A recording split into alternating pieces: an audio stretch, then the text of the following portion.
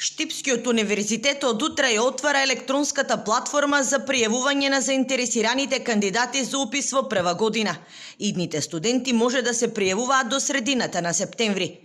За сега неизвестно како ќе стартува новата академска година. Не се нешто значајно промени, да кажем, во епидемиолошка состојба на државата.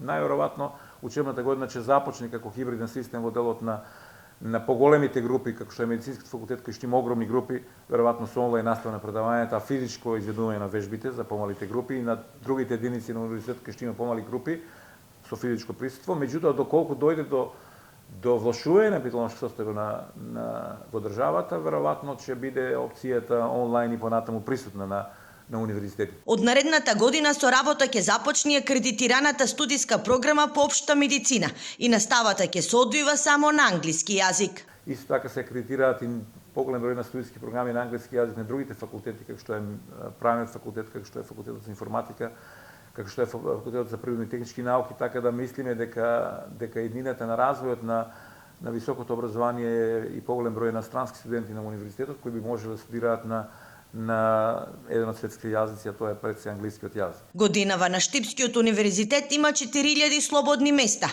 а предвидени се 300 стипендии.